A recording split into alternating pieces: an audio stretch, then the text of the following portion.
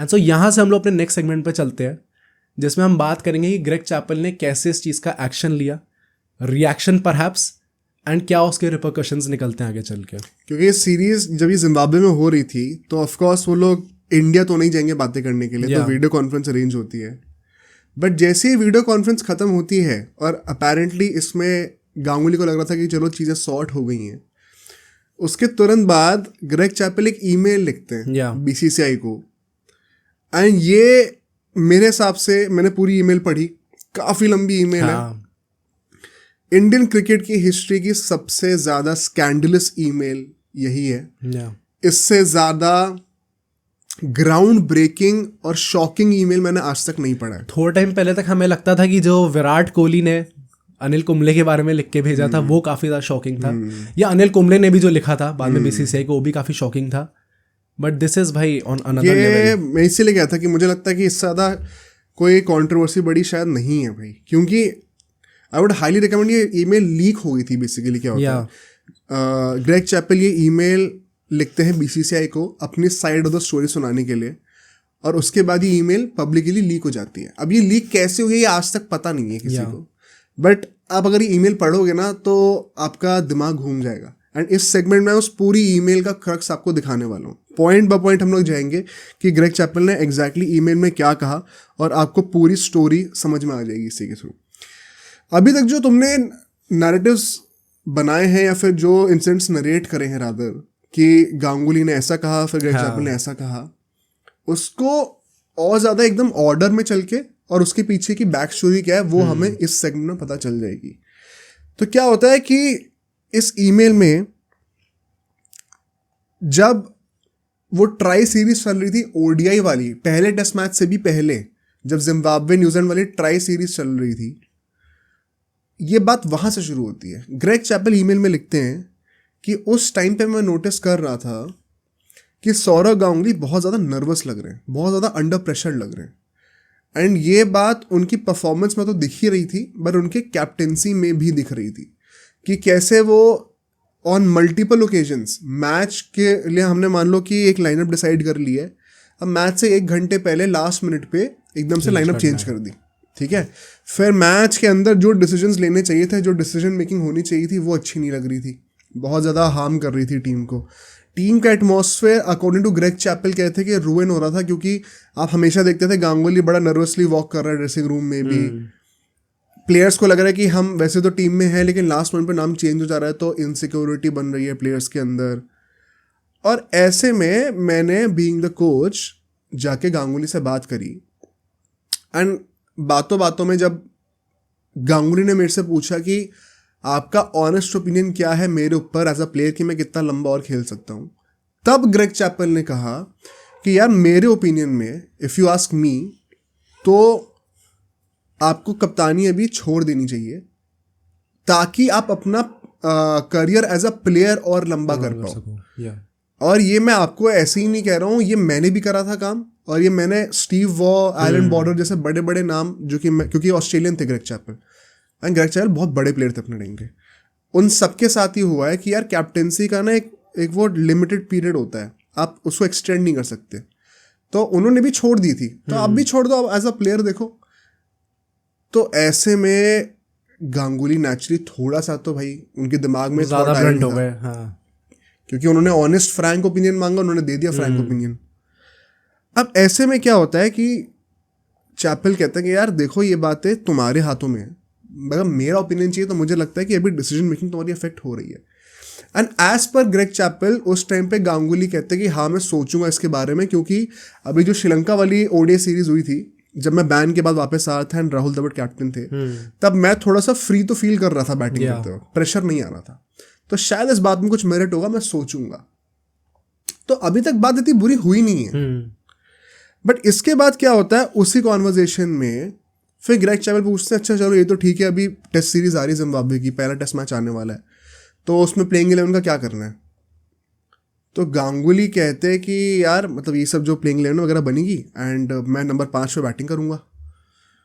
तो फिर Greg Chappell बोलते हैं कि यार अगर तुम मेरा ऑनेस्ट ओपिनियन पूछोगे तो मेरे हिसाब से तो तुम्हें ओपनिंग करनी चाहिए, क्योंकि अभी कैफ और युवराज दोनों बहुत अच्छे फॉर्म में लड़ाई चल रही है एंड मिडिल ऑर्डर में उनको रखना ज़रूरी है।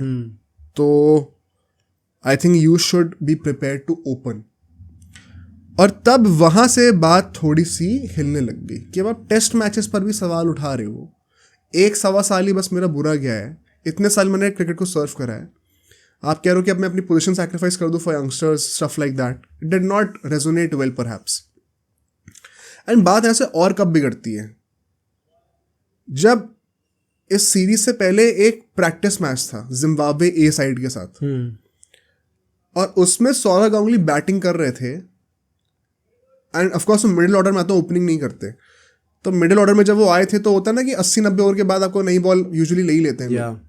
तो वो सेकंड न्यू बॉल लेने वाले थे जिम्बाब्वे की टीम, एंड तब एकदम से चैपल ने देखा कि गांगुली वॉक ऑफ करके आ गए एंड आके पवेलियन में बैठ गए और अपने एल्बो को कुछ ऐसे टेस्ट वेस्ट कर रहे थे। तो चैपल को लगा कि शायद कोई बॉल लगी होगी, क्योंकि उन्होंने शायद वो बॉल मिस कर दी थी, उस टाइम पे वो थे नहीं वहाँ पे। एंड उन्होंने जाके पूछा गांगुली से कि भाई सब ठीक है, क्या हो गया? तो गांगुली कहता नहीं कुछ चोट वोट नहीं है, बस मुझे एक क्लच टाइप का कुछ फील हुआ एल्बो में और मैं प्रिकॉशनरी मेजर ले रहा हूँ, अभी जाऊँगा नहीं इसीलिए बैटिंग करने के लिए। तो ग्रेग चैपल को थोड़ा डाउट हुआ कि एकदम से ये क्या इंजरी ऐसे हो रही है। तो ग्रेग चैपल ने कहा अच्छा अगर एकदम से इंजरी हुई तो क्या पता सीरियस हो। तो उन्होंने अपनी टीम को कहा, जो मैनेजमेंट टीम थी, कि भाई एक प्रिकॉशनरी पूरा वो प्लान बना लेते हैं कि कैसे सही करना है इस इंजरी को, और टेस्ट वेस्ट तुरंत करा लेते हैं ताकि सीरीज आ रही है पता चल जाए क्या होने वाला है। अब देखो इसमें एक कैच क्या है कि ये ग्रेग चैपल ने खुद लिखा है, तो वो अपने आप को तो अच्छी तरीके से ही पोर्ट्रे करेंगे।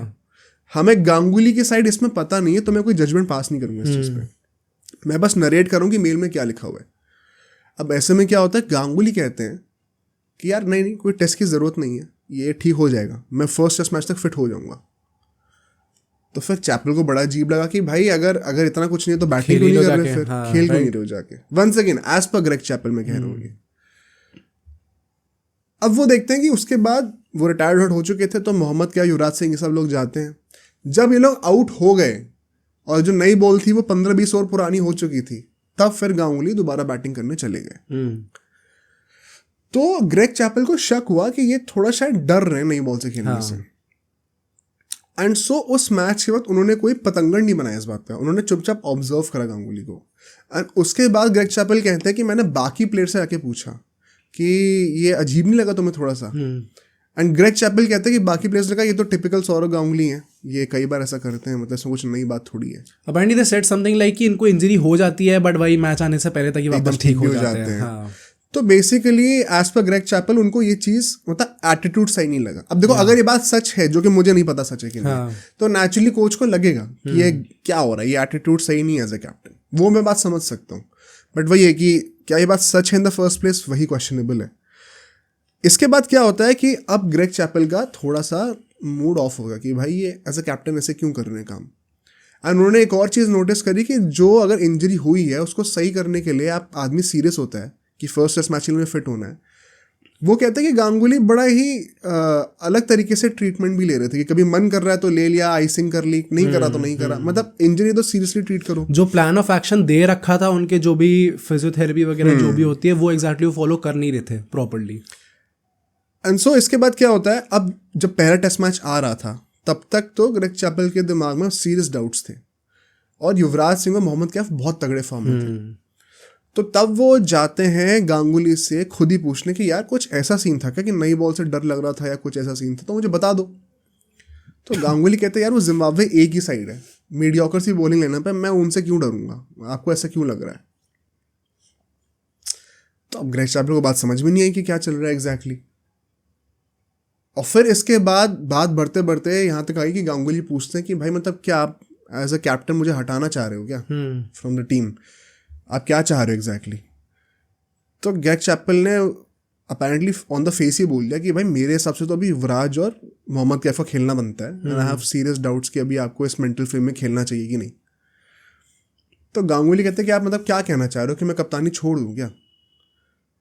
तो चैपल कहते हैं अगर आप मेरे से पूछोगे तो आपको छोड़ देनी चाहिए, बट ये टोटली आपका डिसीजन है, और अगर आपको छोड़नी भी है तो इस तरीके से मत छोड़िएगा, आप आराम से करिए Yeah. एंड इसको एक अलग टाइम पे डिस्कस करेंगे, अभी सीरीज के बीच में छोड़ना सही नहीं है। उनने प्रॉपरली ये चीज़ बोली भी है कि गांगुली जिस तरीके से सर्व करते आ रहे इंडियन क्रिकेट टीम को, ही deserves a proper farewell and so एक अच्छे तरीके से, एक फिटिंग तरीके से उनका एग्जिट होना चाहिए अगर उन्हें कैप्टनसी छोड़नी है भी तो। अब इसके चलते हुए सौरव गांगुली बहुत ज़्यादा गुस्सा हो जाते हैं कि आप इनडायरेक्टली हिंट कर रहे हो कि मेरे को छोड़ देना चाहिए क्रिकेट। एंड वो बहुत इतना गुस्सा हो गए थे कि उन्होंने कहा कि अब मैं ये टूर छोड़ के जा रहा हूँ, मैं इंडिया वापस जा रहा हूँ, मुझे नहीं खेलना।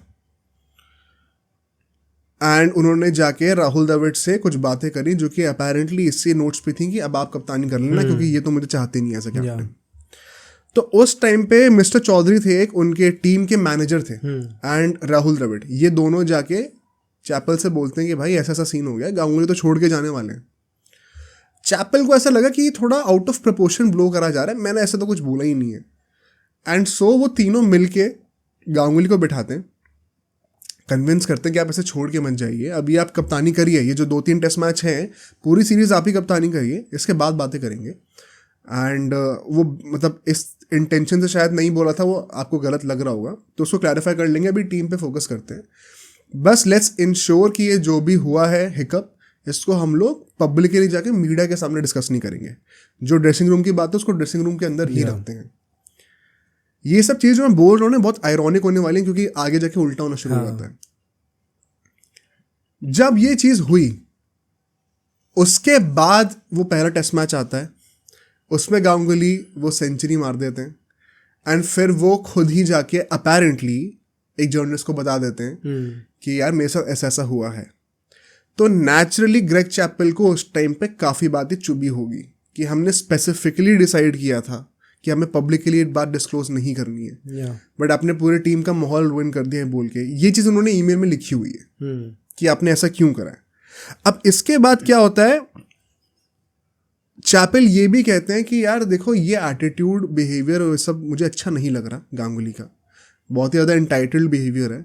एंड इनफैक्ट इसको मैं मेट्रिक से प्रूव भी कर सकता हूँ क्योंकि हमारा जो पूरा कोचिंग मैनेजमेंट है वो हर प्लेयर की परफॉर्मेंस को ट्रैक करती है, ट्रेनिंग में भी और कौन कितनी फिटनेस कर रहा है, कौन कितनी प्रैक्टिस कर रहा है, किसकी कितनी फील्डिंग की परफॉर्मेंस अच्छी हो रही है, बैटिंग की अच्छी हो रही है, बॉलिंग की अच्छी हो रही है, कप्तानी की अच्छी हो रही है कि नहीं हो रही, ये सब हम लोग मेजर करते हैं प्रॉपर। और वो रिपोर्ट मैं आपको भी भेजने वाला हूँ क्योंकि सौरव गांगुली ही एक ऐसे प्लेयर है जो हर पैरामीटर पे काफ़ी लो है बेंचमार्क से, जो टीम का बेंचमार्क होना चाहिए। तो वो कल्चर जो है ना उसको वो एक्सेप्ट नहीं कर रहे। एंड जो मैंने आपको प्रॉमिस किया था ग्रेग चैपल कहते हैं ईमेल में बीसीसीआई को, वही कमिटमेंट टुवर्ड्स एक्सीलेंस वाला, ऐसे तो नहीं हो पाएगा। तो I think it is high time कि हम लोग मूव ऑन कर जाएं अब। एंड गांगुली के साथ एज अ कैप्टन हमें कंटिन्यू नहीं करना चाहिए। ये होके वो ईमेल खत्म हो जाती है। एक जो चीज़ बहुत ही ज़्यादा सरप्राइजिंग मुझे लगी थी इस ईमेल में, वो कुछ ऐसा भी कहते हैं एज यू सेड कि भाई आपको 2007 के लिए वर्ल्ड कप के लिए अगर आप एक यूनिट बना रहे हो तो सौरव गांगुली उस चीज़ में हैम्पर कर रहे हो उस प्रोसेस को। एंड लास्टली वो कुछ ऐसे करते हो एंड करते हैं उस ईमेल को कि ये सब चीज़ें शायद जॉन राइट ने अपने अंडर बहुत ईजिली रखने दी थी, बट मेरा जैसा नेचर है मैं ये चीज़ें बिल्कुल भी एक्सेप्ट करने को रेडी नहीं हूँ। एंड सो मेरे हिसाब से इस चीज़ को बिल्कुल टॉलरेट करना नहीं चाहिए। अब ये ईमेल यहाँ पे खत्म हो जाती है, पर इसमें मैंने एक चीज़ बोली नहीं है एंड वो इसलिए बोली क्योंकि मैं चाहता हूँ पहले आप ये चीज़ डाइजेस्ट कर लो। इतना सब कुछ हो गया मेल में, ये बहुत शॉकिंग लग रहा होगा। इससे भी ज़्यादा शॉकिंग चीज़ एक ईमेल में थी, वो मैं अब आपको बताता हूँ। क्या होता है भाई, जॉन राइट कह रहा हूँ मैं, ग्रेग चैपल ये भी कहते हैं कि क्योंकि जब से ये बात हुई थी, जब से इंसिडेंट हुआ था, तब से गांगुली बहुत इनसिक्योर फील करने लग गए थे। तो उसके बाद से वो अक्यूज़ करते हैं गांगुली को कि ये क्या करने लग गए थे, फिर जो मिडिल ऑर्डर के प्लेयर्स थे जैसे कि वीवीएस लक्ष्मण, उनको जाके चुगली करने लग गए थे कि ग्रेग चैपल कह रहे हैं कि तेरी पोजीशन तो खतरे में है। एंड सो एक बार मुझे वीवीएस लक्ष्मण ने आके अप्रोच भी करा कि कुछ ऐसा सीन है क्या। तो ग्रेग चैपल कहते हैं मैंने फिर वीवीएस लक्ष्मण के सामने गांगुली को बुलाया एंड गांगुली से बोला कि क्या आप रिपीट कर सकते हैं आपने क्या बोला था। तो वो कहते हैं कि गांगुली ने वो टेस्ट मैचेस की बात करी ही नहीं, कुछ ओडीआई की बातें करने लग गए एंड बातें उन्होंने ऐसे डीले कर दी, हटा दी। एंड ओडीआई की बात वो ऑलरेडी उन सारे खिलाड़ियों से ऑलरेडी कर चुके थे ग्रेग चैपल। एंड वो कहते हैं कि ये लक्ष्मण का तो मैं नाम ले रहा हूँ, बट उन्होंने ईमेल में लिखा कि और भी ऐसे लोग थे। एंड मुझे ये ऐसा लगता है कॉन्स्पिरेसी के पीछे ये है कि गांगुली क्योंकि खुद इनसिक्योर हैं, तो वो जो भी मिडिल ऑर्डर के बैटर्स हैं उनके दिमाग में इनसिक्योरिटी ब्रीड कर रहे हैं ताकि वो परफॉर्म ना करें और गांगुली की जगह बन जाए। बहुत बड़ा एलिगेशन है ये। इसके चलते हुए अगर ये सब सच होता तो आप सोच रहे हो मतलब आपने कितना बड़ा कैरेक्टर असैसिनेशन कर दिया इंडियन क्रिकेट टीम के प्राइड का, जो मतलब मेन कैप्टन है टीम के। तो नेचुरली इससे बहुत ज्यादा जो होता है ना क्राउड में एक जो वो रात होती है जो कि आपने कैसे कर दिया, वो आना बनता ही था नेचुरली। बहुत ज़्यादा गुस्सा हो गई थी इंडियन क्रिकेट टीम के जितने फैंस थे। जब ये ईमेल लीक होती है उसके बाद और चीज़ें एज रेपरकशंस झेलनी पड़ती है इंडियन क्रिकेट को। वो हम आते हैं अब अपने नेक्स्ट सेगमेंट पे। अब सोचो अगर एक क्लिप इतनी बढ़िया थी तो पूरा का पूरा पॉडकास्ट कितना बढ़िया होगा। तो अगर आपको इसी क्लिप का पूरा पॉडकास्ट देखना है तो यहाँ पे क्लिक करिए, और अगर आपको ऐसे ही और क्लिप्स बिंज वॉच करनी है तो यहाँ पे क्लिक करिए।